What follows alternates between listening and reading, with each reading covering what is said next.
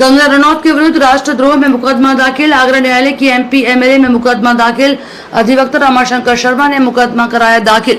Rajiv Gandhi bar association के अध्यक्ष रमाशंकर शर्मा धारा 200 सीआरपीसी के बयानों के लिए 17 सितंबर की तिथि। न्यायाधीश अनुज कुमार सिंह की कोर्ट में वाद हुआ है दर्ज। कंगना रनौत पर किसानों को हत्यारा बलात्कारी कहने का आरोप। महात्मा गांधी का हिंसात्मक सिद्धांत का मजाक उड़ाने का भी लगा आरोप। मैं रमाशंकर शर्मा एडवोकेट, अध्यक्ष राजीव गांधी बार एसोसिएशन आगरा, एक किसान का बेटा हूं और किसान परिवार में पैदा हुआ और वकालत से पहले मैंने करीब 20-25 साल पहले खेती भी की है। अभी हाल ही में 26 अगस्त 2024 को कंगना रनौत ने एक बयान दिया जिसमें कहा कि जो अगस्त 20 और 21 सन 2020 और 2021 में जो किसान धरने पर बैठे थे वो वहाँ पर हत्या हो रही थी, वहाँ पर रेप होते थे और अगर उस वक्त केंद्र की सत्ता में नरेंद्र मोदी की मजबूत सरकार नहीं होती, नेतृत्व मजबूत नहीं होता तो पंजाब में बांग्लादेश जैसे हालात पैदा हो जाते। किसान देश की रीढ़ है, हमारा देश किसानों के ऊपर निर्भर है। किसान दिन रात मेहनत करके अनाज, फल, सब्जी, दालें आज पैदा करता है, उस पर सारा देश निर्भर रहता है, जीवन यापन करता है। लेकिन कंगना रनौत ने अपनी मांगों को लेकर, और ये मांगे क्या थी, सन 2020 में प्रधानमंत्री नरेंद्र मोदी ने किसानों के खिलाफ काले कानून बनाए थे, उनको उनके विरोध में और एमएसपी की मांग को लेकर किसानों ने दिल्ली बॉर्डर पर अगस्त 2020 से लेकर दिसंबर 2021 तक करीब 15 महीने का धरना दिया था। कड़कड़ाती ठंड में, बरसात में, भीषण गर्मी में किसान बैठा रहा। 750 किसानों की मौत हो गई थी।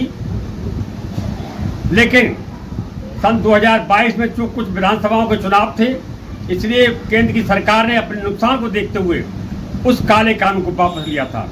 लेकिन कंगना रनौत ने ये कहकर किसानों का, देश के करोड़ों किसानों का नुकसान किया है, अपमान किया है, भारी अपमान किया है कि किसानों ने आंदोलन के दौरान वहाँ हत्याएं की और रेप किए। ये अपमान चूंकि मैं किसान का बेटा हूँ बर्दाश्त नहीं करूँगा। इसी तरह कंगना रनौत का ये पहला अपराध नहीं है। कंगना रनौत ने 16 नवंबर 2021 में एक बयान दिया था जिसमें कहा था, महात्मा गांधी के अहिंसात्मक सिद्धांत को गाली थी इसने और कहा था कि गांधी जी का ये सिद्धांत कि एक गाल पर चाटा कोई मारे तो दूसरा गाल कर दो, लेकिन गाल पर चाटा खाने से भीख मिलती है, आज़ादी नहीं मिलती। और ये भी कहा था कंगना ने कि सर 1947 में जो हमको आज़ादी मिली थी वो गांधी जी के भीख के कटोरे मिली थी, वो आज़ादी हमें भीख में मिली थी। असली आज़ादी तो सन 2014 मिली है जब से केंद्र में नरेंद्र मोदी सरकार सत्ता में आई है। इस तरीके से कंगना रनौत ने देश के करोड़ों किसानों का, देश की जन भावनाओं का, राष्ट्रपिता महात्मा गांधी का, जिसमें हम सब लोग शामिल हैं, सबका अपमान किया है। मैंने कंगना रनौत के खिलाफ ये 30 अगस्त 2024 को पुलिस आयुक्त आगरा और SHO न्यू आगरा को एक एप्लीकेशन भेजी थी, शिकायत पत्र भेजा था कि कार्रवाई की जाए, लेकिन कोई कार्रवाई नहीं हुई। तब मैंने स्पेशल कोर्ट MP MLA में एक कंगना रनौत के खिलाफ बात दायर किया है, देशद्रोह का और देश के अपमान का। कोर्ट ने 17 सितंबर की तारीख सुनवाई के लिए रख दी है, जिसमें मेरा बयान होना है। मैं कानून का पहरेदार हूँ, कानून का आदमी हूँ और कानून के तहत काम करूँगा। कंगना रनौत ने जो अपराध किया है उस अपराध की सजा कंगना रनौत को दिला के रहूँगा। इससे पीछे पहले कदम हटूँगा। या तो कंगना रनौत कोर्ट में आकर माफी मांगे देश की जनता से, वरना सजा बदलने को तैयार हैं।